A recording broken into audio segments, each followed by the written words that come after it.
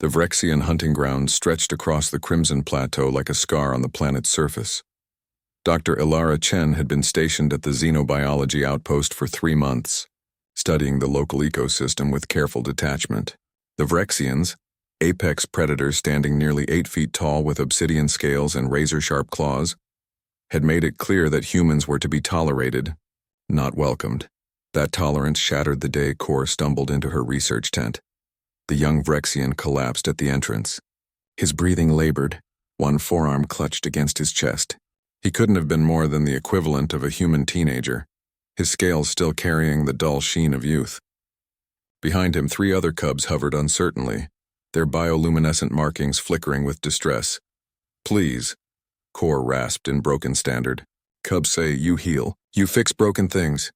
Ilara's hands moved before her mind caught up.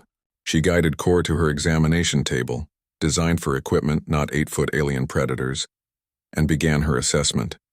The injury was severe, a deep laceration across his forearm, likely from a failed hunt. The wound had become infected, the surrounding tissue inflamed and hot to the touch. "I'm not a medical doctor," she said softly, already reaching for her emergency medical kit. "I study plants and ecosystems." Kor's vertical pupils fixed on her.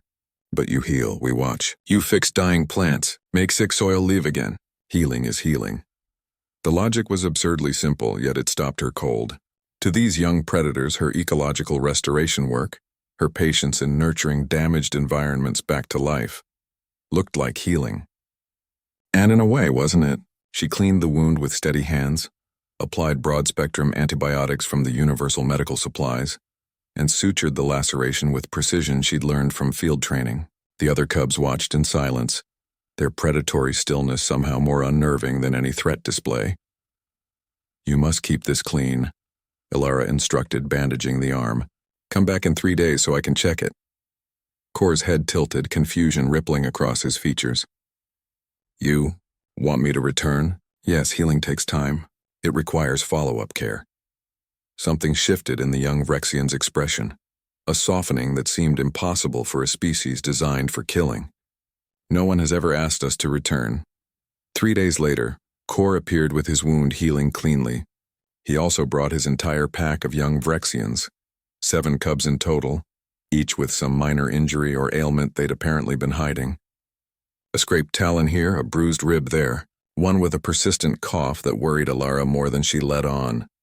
She treated them all with the same methodical care she applied to her ecological work.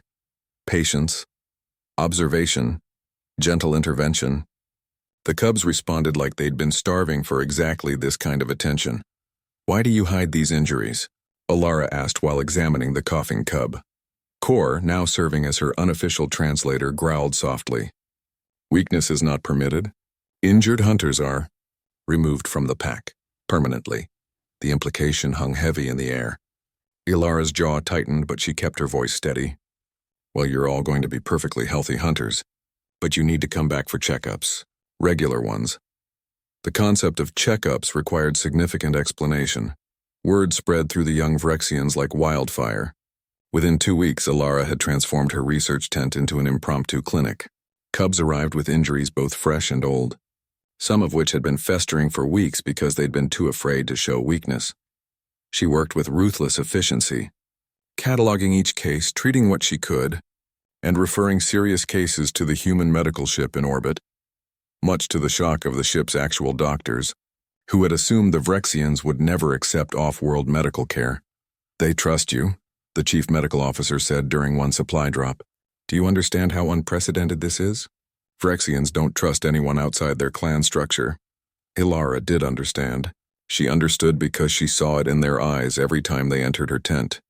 The same desperate hope she'd seen in dying ecosystems, in environments pushed to the brink that just needed someone to care enough to help them heal. The situation reached critical mass when Kor's father, Warlord Thane, arrived at her tent. The massive Vrexian had to duck nearly double to enter. His battle-scarred form radiating barely contained violence. His guards flanked him, weapons ready.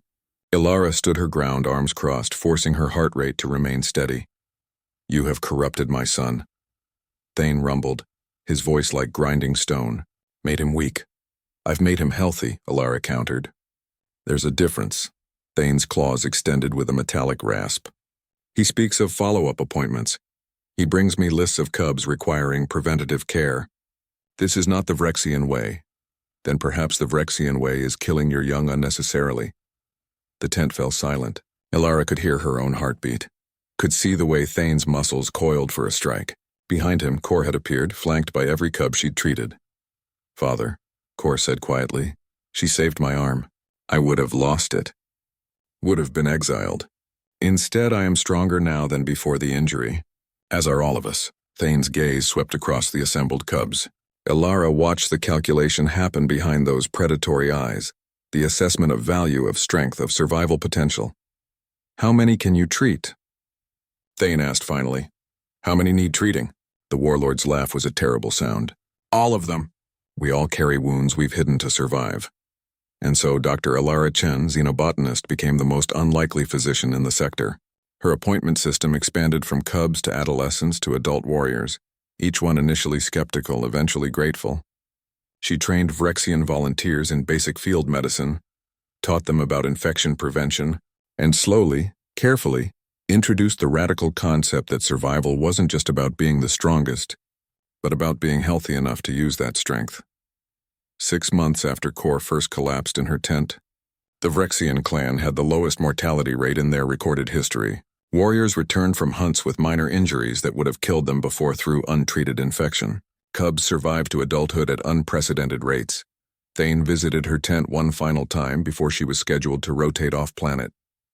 "You have changed us," he said, and for the first time, there was no threat in his voice. "The clan elders wish to offer you a position.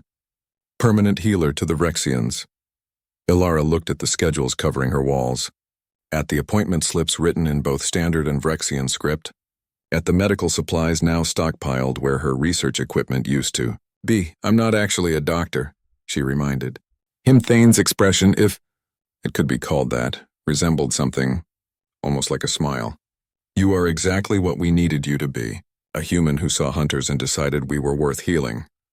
Dr. Elara Chen accepted the position. After all, healing was healing, whether it was soil or souls, ecosystems or warriors.